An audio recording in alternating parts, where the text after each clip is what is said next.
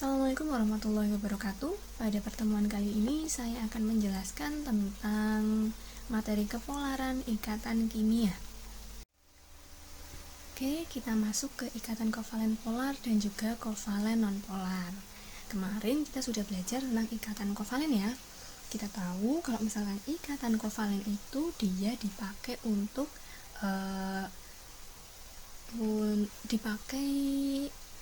pasangan elektronnya dipakai bersama-sama, ya kan?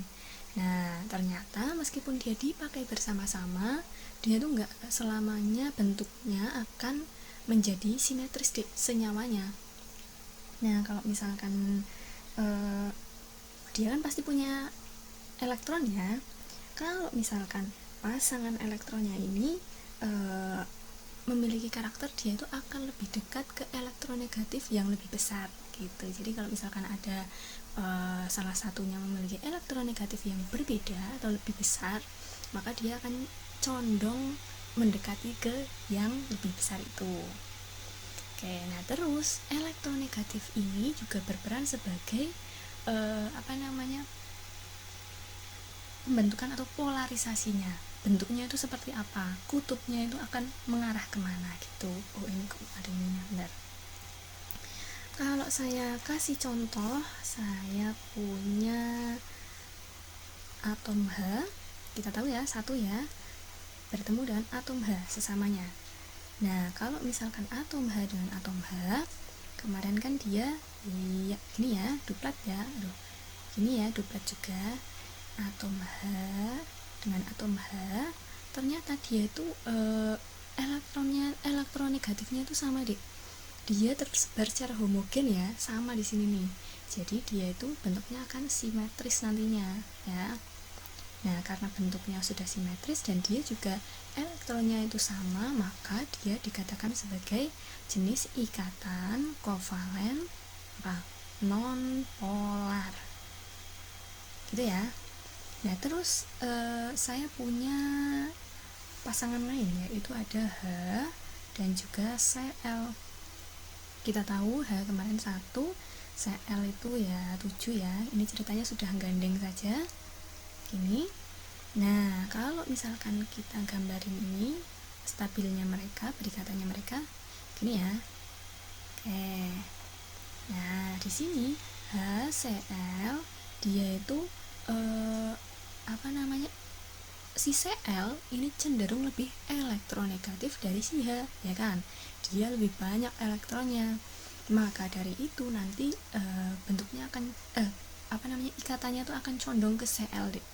Jadi dia akan memiliki karakter sebagai jenis ikatan kovalen polar, gitu ya. Bedanya si non polar dan juga polar seperti ini. Nah, terus kalau misalkan dia itu, ini kan cuma bentuk-bentuk senyawa sederhana ya. Kalau misalkan dia lebih banyak lagi, saya kasih contoh, misal ada H2O. Nah, H2O ini kalau misalkan kemarin kita coba-coba gambar, masih seperti ini ya. Gini kan, ini ya ceritanya seperti ini lah. Gini, oke. Ini ya, kalau coba-coba gambar, kita masih garisnya seperti ini, maksudnya satu line gini ya. Nah, ternyata kalau misalkan kita membuat elektron yang bebas ini atau elektron yang nggak berikatan ini, dia harus dikumpulin jadi satu di atas atau di bawah boleh. Jadi gambar yang betul itu seperti ini. Ini, nah, jadi nanti elektronegatifnya dikumpulin seperti ini dan dia berikatan seperti ini. Gitu. Nah, jadi bentuknya seperti ini deh. Dia akan ada arah elektron yang lebih besar ke atas gini ya. Nah, terus dia termasuk polar atau non polar ini, Bu? Oke, kita coba dulu. Jadi karakter dari polar dan non polar itu, kalau misalkan dalam bentuk molekul ya, jadi molekul yang non polar itu dia akan bentuk rapatannya ini itu tersebar merata. Gimana ya? Rapatan tersebar merata.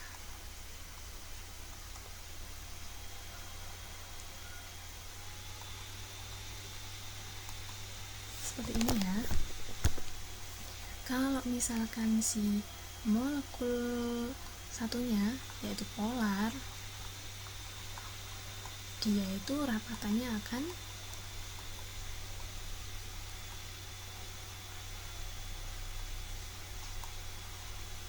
tidak merata ya, jadi ada bedanya ya. Oke, ini diingat-ingat. Jadi kalau misalkan ini si H2O dia masuknya adalah apa?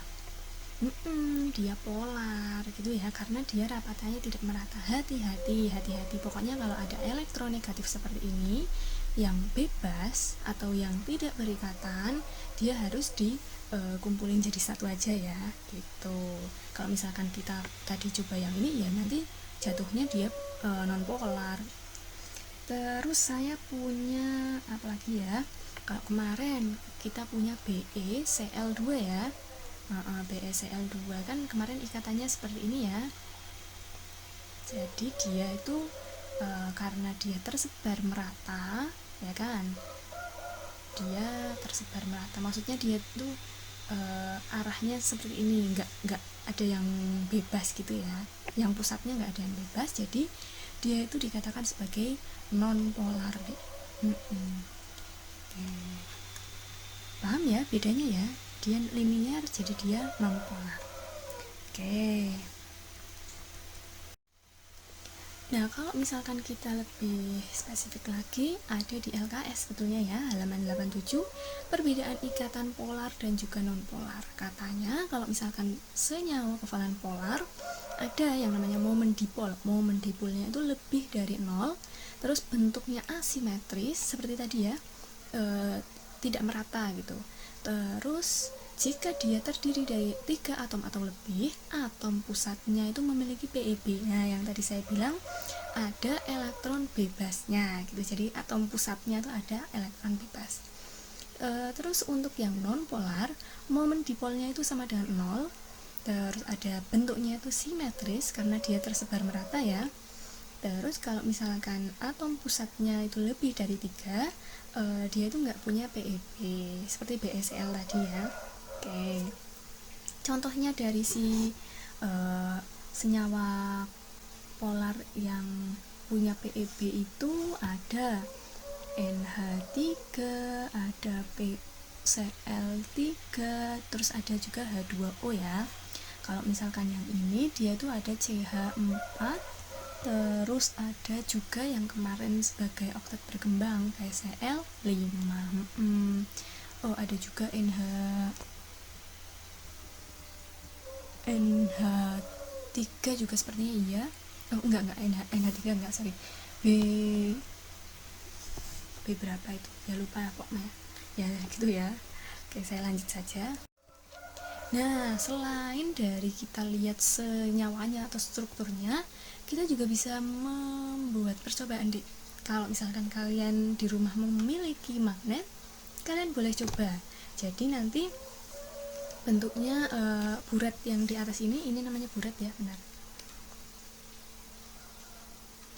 Yang ini itu namanya burat ya, titrannya ini kalian ganti pakai botol aqua juga boleh, botol aqua yang kalian lubangi tutupnya, nanti kalian isi dengan air aja nggak apa-apa. Kalian coba taruh ke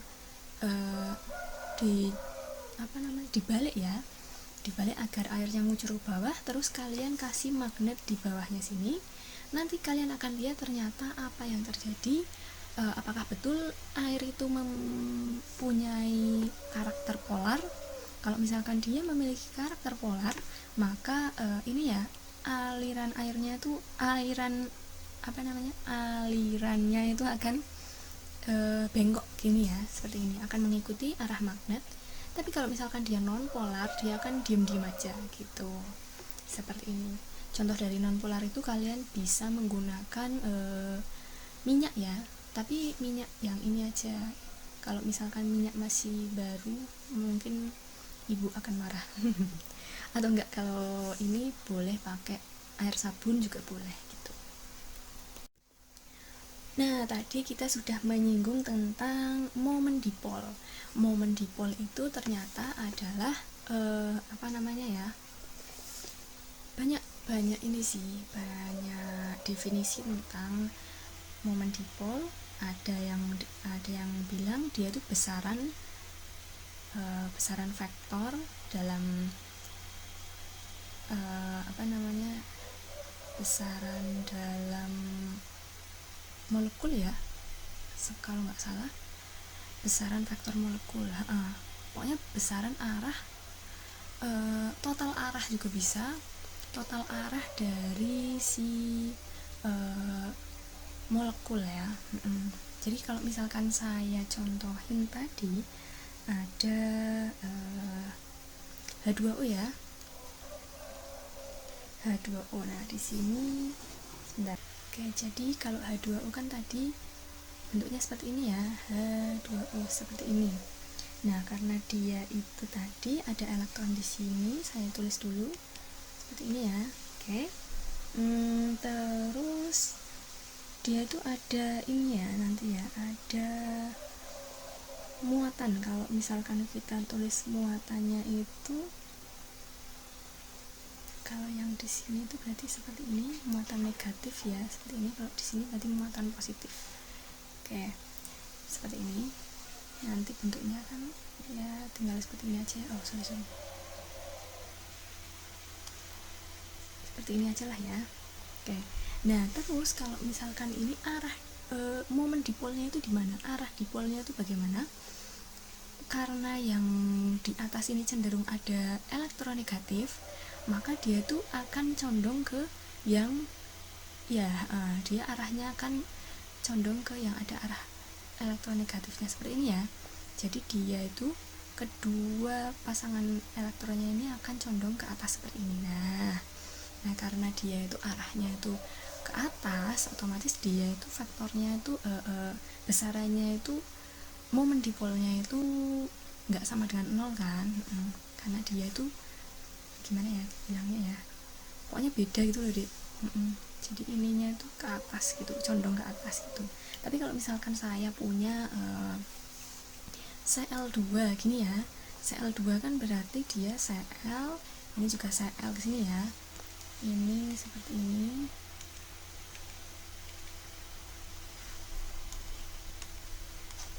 Ini ya Cl2 ya. Nah, Cl2 ini kan berarti dia sama nih arahnya, elektron negatifnya ada yang ke sana, ada yang ke sana. Nah, kalau misalkan kita gambar itu kan seperti ini. Nah, ini kan kayak membelakangi gitu kan ya. Jadi total resultannya tuh yang ke kiri dan ke kanan itu sama. Jadi dia bisa dikatakan sebagai 0 momen dipolnya gitu ya. Jadi kalau momen dipol itu kayak gini, momen dipolnya itu 0. Kalau misalkan ini ada momen dipolnya dan dia itu lebih dari 0 gitu ya. Pokoknya kalau misalkan dia totalnya itu ya pokoknya dia bentuknya sama, berarti dia 0 gitu aja ya.